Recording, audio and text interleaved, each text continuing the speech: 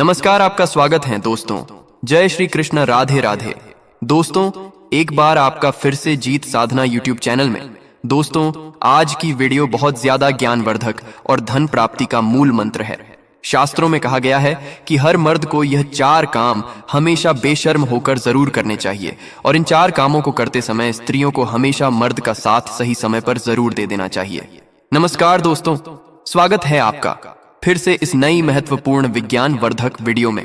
Video शुरू करने से पहले हैं माता लक्ष्मी, जो भी आपके इस चैनल को सब्सक्राइब करे, वीडियो को लाइक करें, उसके घर में कभी भी धन दौलत की कमी ना हो और उसका परिवार सदैव स्वस्थ, हंसता मुस्कुराता, कुशल मंगल रहे।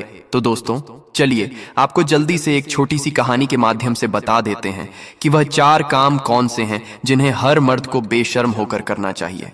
दोस्तों, वीडियो बहुत ही महत्वपूर्ण ज्ञानवर्धक है, इसे अंत तक जरूर देखें, क्योंकि आधा अधूरा ज्ञान किसी काम का नहीं होता है।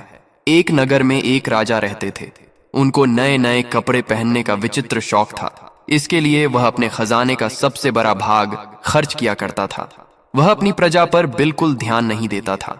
वह दुनिया के कोने कोने से सुंदर और बहुमूल्य कपड़े मंगता और बहुत अच्छे दर्जी से सिलवा कर पहनता था, परंतु बढ़िया से बढ़िया कपड़ा भी एक बार पहनने के बाद दोबारा कभी नहीं पहनता था। राजा के इस व्यवहार से राज्य की आर्थिक दशा पर बुरा प्रभाव पड़ रहा था। राजा के इस शौक का पता एक ऐसे आदमी को लगा जो अपने काम में बहुत होशियार था। एक दिन वह 3-4 आदमियों को साथ लेकर राजा के दरबार में उपस्थित हुआ। उसने राजा को अपना परिचय देते हुए कहा कि वह दुनिया के बड़े बड़े राजाओं के कपड़े सिल चुका है।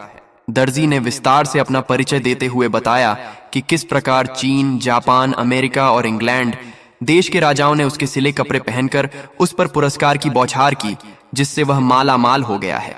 राजा ने कहा, दर्जी, हम भी तुम्हें माला माल कर देंगे। अब तुम बताओ, तुम मेरे लिए कैसा कपड़ा बनाओगे? दर्जी बोला, हुजूर, मैं आपके लिए ऐसा कपड़ा तैयार करूंगा जिसे मूर्ख, बेईमान और अन्याय नहीं देख सकेगा। ऐसा कपड़ा दुनिया में किसी राजा महाराजा के पास नहीं है। राजा बोला, बेशक तुम मेरे लिए ऐसा कपड़ा तैयार कर सकते हो। दर्जी बोला, परंतु हुजूर, कपड़ा मैं स्वयं अपने हाथों से बनकर तैयार करता हूँ।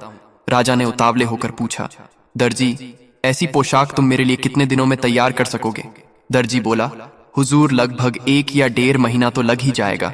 राजा ने कहा, मैं तुम्हें 2 महीने का समय देता हूँ। इसके लिए हमें तुमको क्या मूल्य देना पड़ेगा? दर्जी बोला, हुजूर, 50,000 रुपये पहले दे दीजिए और 1 लाख कपड़ा पसंद आने पर दीजिएगा। उसी क्षण दर्जी को 50,000 रुपये देकर कपड़ा तैयार करने के लिए एक अलग जगह की व्यवस्था करा दी गई। दर्जी अपने 3-4 आदमियों को लेकर उस जगह आराम से समय काटने लगा। कुछ दिनों बाद राजा ने अपने एक दरबारी को दर्जी के पास भेजा। दरबारी वहां पहुंचा और देखा कि वे सब बड़े आराम से सो रहे थे। दरबारी ने दर्जी को जगाकर पूछा, कितना कपड़ा तैयार हो गया? राजा ने मुझे देखने के लिए भेजा है। दर्जी एकदम चौंक कर उठा और बोला, आइए मैं आपको दिखाता हूं कि कितना कपड़ा तैयार हो चुका है। दर्जी ने एक अलग कमरे में दरबारी को ले जाकर करघे पर कपड़ा बुनने का अभिनय करके दिखाया। देखिए कितना सुंदर कपड़ा बुना जा रहा है। किंतु दरबारी को तो वहां ना कपड़ा ना कर घर कुछ भी दिखाई नहीं दे रहा था। दरबारी भौंचक्का रह गया। वह सोचने लगा कि कपड़ा तो दूर रहा, मुझे तो हथकरघा भी दिखाई नहीं दे रहा है। अब दरबारी को दर्जी की वह बात याद आई कि जो मूर्ख, बेईमान और अन्यायी होगा उसे यह कपड़ा दिखाई नहीं देगा। क्या मैं ऐसा ही व्यक्ति हूं? दरबारी सोचने लगा। विवश होकर उसने कहा, वाह वाह, सचमुच बहुत सुंदर कपड़ा तैयार हो रहा है। राजा ने जब इस बात को सुना तो वह बहुत खुश हुआ। उसने दर्जी और कारीगरों की सुविधाओं को और बढ़ा देने का हुक्म दे दिया।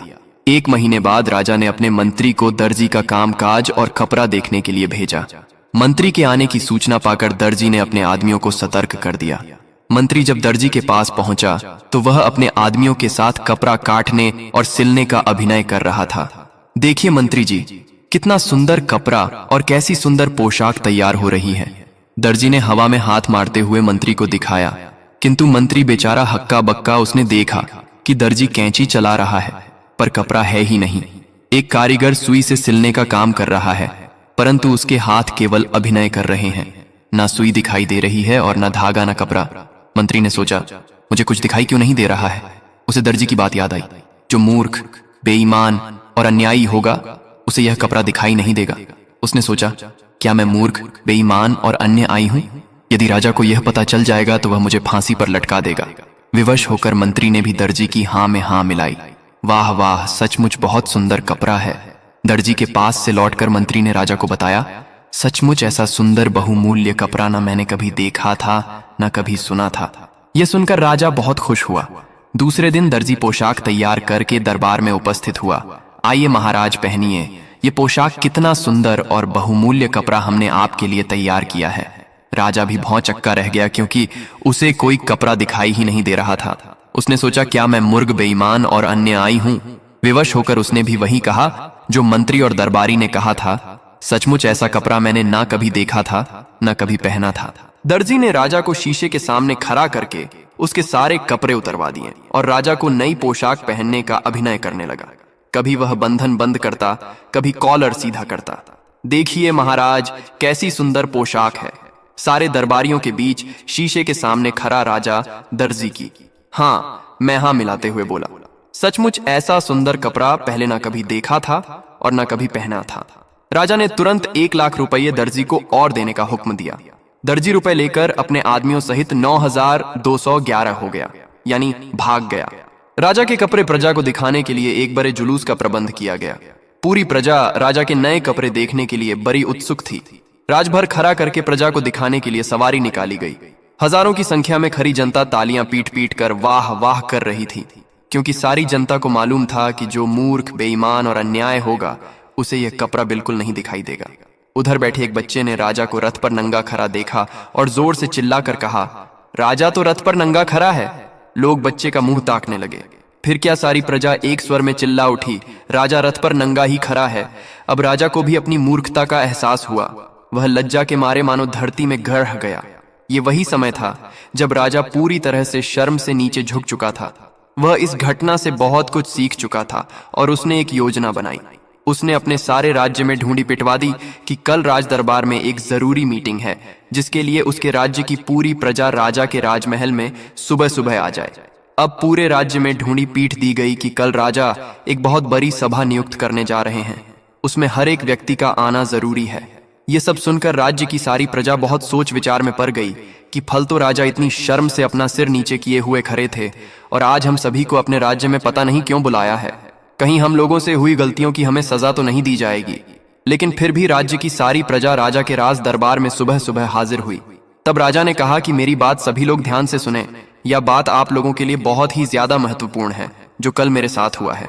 इससे पहले भी मेरे साथ बहुत सारी घटनाएं घट चुकी हैं, जिन सभी के बाद मैं आप सभी लोगों से कुछ बताना चाहता हूं और आप सभी लोग कृपया ध्यान से सुने। राजा साहब ने कहा कि योग चाहे जो भी हो, चाहे वह कलयुग हो, चाहे वह त्रेता युग हो, या फिर द्वापर युग हो, या फिर सतयुग हो, कोई भी युग हो, कभी भी हो, यह 4 काम मर्दों को हमेशा बेशर्म होकर करने चाहिए और स्त्रियां भी। ध्यान से सुने कि इन 4 कामों में करते समय स्त्रियों को हमेशा मर्द का साथ सही समय पर जरूर दे देना चाहिए। दोस्तों, ये बात आप सभी लोगों को अपने जीवन में जरूर उतार लेनी चाहिए। यदि आप लोग अपने जीवन में यह 4 काम बेशर्म होकर करने लगते हैं तो आपको सफलता जरूर मिलेगी। आपको धनवान करोड़पति बनने से कोई नहीं रोक सकता। आप अवश्य ही धनवान और मालामाल हो जाएंगे। आप और आपकी पत्नी अपने जीवन में सदैव खुश रहेंगे। चलिए बताते हैं कि राजा साहब ने अपनी प्रजा से क्या कहा और कौन से 4 काम बेशर्म होकर करने के लिए कहते हैं। चलिए जानते हैं।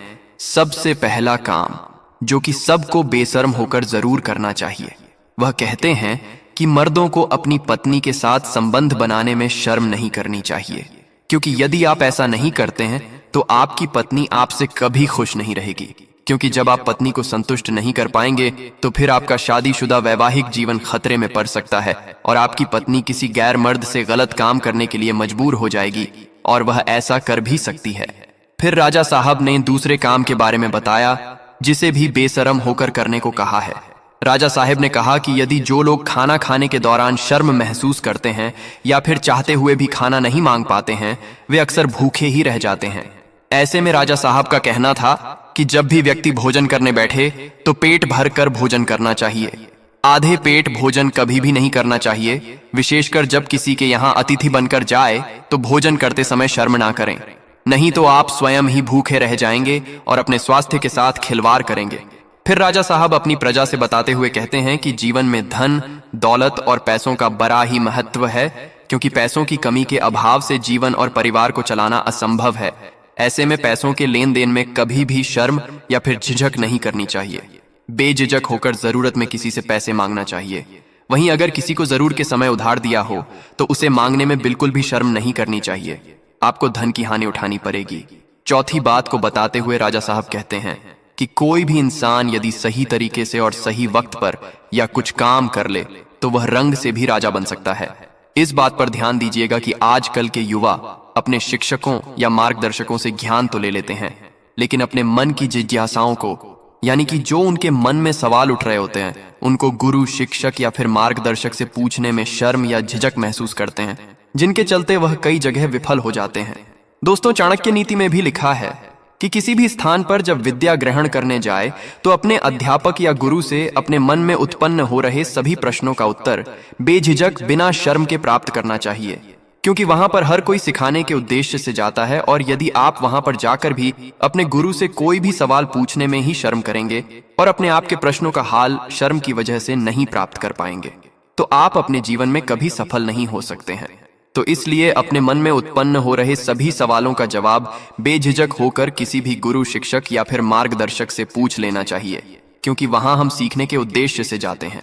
तो दोस्तों, आपको समझ आ गया होगा कि मर्दों को वह कौन से 4 काम हैं जो कि बेशर्म होकर करने चाहिए। यदि आप लोग भी मेरी वीडियो से संतुष्ट है तो वीडियो को लाइक करके आप जल्दी से कमेंट में जय माता लक्ष्मी अवश्य लिख दीजिएगा, जिससे माता लक्ष्मी की कृपा आप पर सदैव बनी रहे। जय माता लक्ष्मी, हर हर महादेव। वीडियो अंत तक देखने के लिए आप सभी का धन्यवाद।